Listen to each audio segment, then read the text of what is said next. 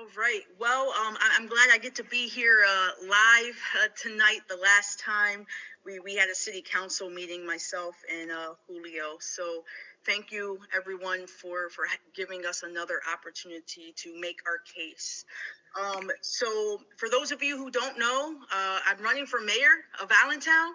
Uh, I currently serve on Allentown City Council, and before that, I served on the Allentown School Board for 8 years, two of which I was the vice president.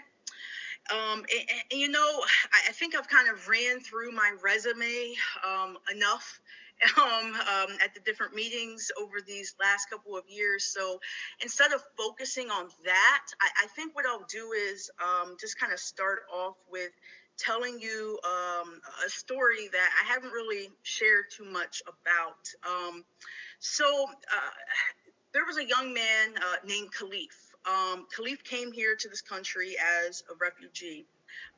As many people in Allentown come here either as an immigrant or due to war in their home country.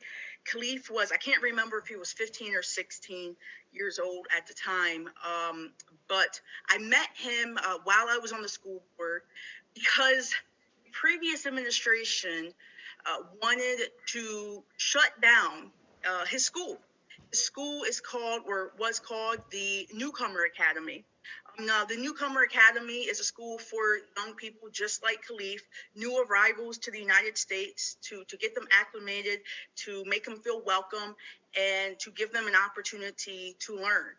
So this previous administration, the previous superintendent, was trying to shut this school down. So I fought back and I joined with the teachers, I joined with the cafeteria workers and the staff within the school. And we were able to, together, a bipartisan effort, Republicans and Democrats on the school board joined together, and we were able to save the school. We were able to save Khalif's school. And the reason I tell you that story is because decisions that we make in positions of leadership are about people. They're about Khalif, and they're about his family, and they're about the next generation that's coming to this country. So for me, leadership has always been about how the decisions that we make are going to actually have real world consequences for our families, for the residents in Allentown. So that's why back when the arena was still a hole in the ground, I got together with some residents. I live downtown. I live at 9th and Walnut. So I essentially got together with my neighbors. And we tried to figure out how can we make sure that we actually get these jobs that are coming to the arena and at the restaurants and the hotel and the other places that were opening up. So we protested, we organized, we met in basements of churches. And what started off as a protest actually turned into a collaboration. We worked with Nancy Dishanot over at Workforce Investment, Career Link, some people call it. And working together, we were able to put together an Allentown-only jobs fair. We were able to get a job center set up right downtown, and we were able to actually get results. Over 80% of the people who were initially hired downtown were Allentown residents. And I won't take the credit for that. I just played a role. But I was able to get folks together, folks who traditionally don't have power, who traditionally don't make their voice heard. I was able to get them to stand up and turn a protest into a collaboration. At the end of the day, I'm a community organizer. The core of who I am, I bring people together. And that's one of the main responsibilities of a mayor, to bring people together. Just within 2 months of being on Allentown City Council, I was able to pass legislation, formed a commission on homelessness.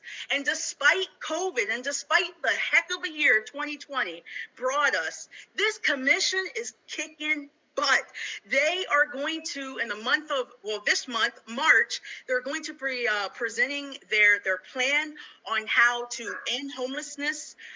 We've got money allocated towards that as a city. This commission brought together CEOs and people sleeping in tents to strive towards one common vision. That's what leadership looks like. And if there was ever a time that leadership has been tested, I think this last year that we encountered, 2020, was it. And during the time when about 15 or 20 seconds. Gotcha.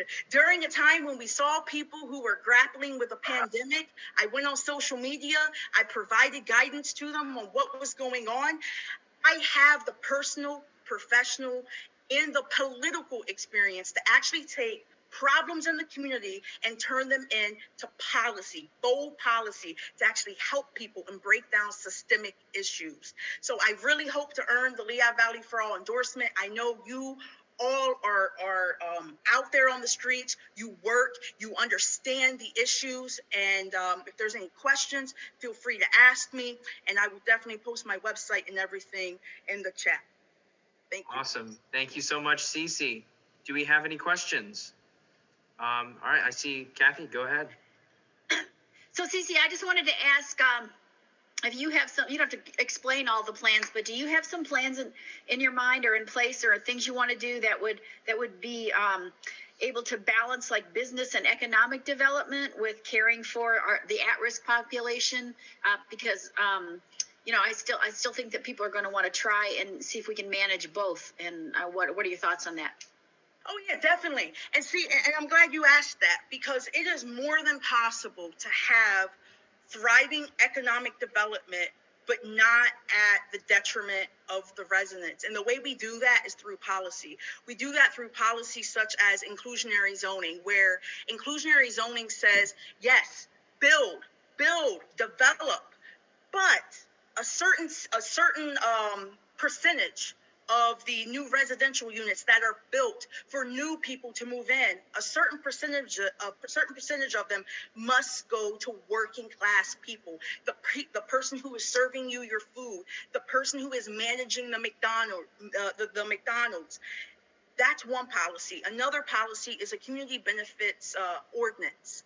A community benefits ordinance says, again, develop, please develop. But you have to have tangible benefits for the community: grocery stores, recreational opportunities, educational opportunities, again, workforce housing, green space, things that actually benefit people, not just developers. So it is more than possible. Thank you. Okay, awesome. Thank you so much.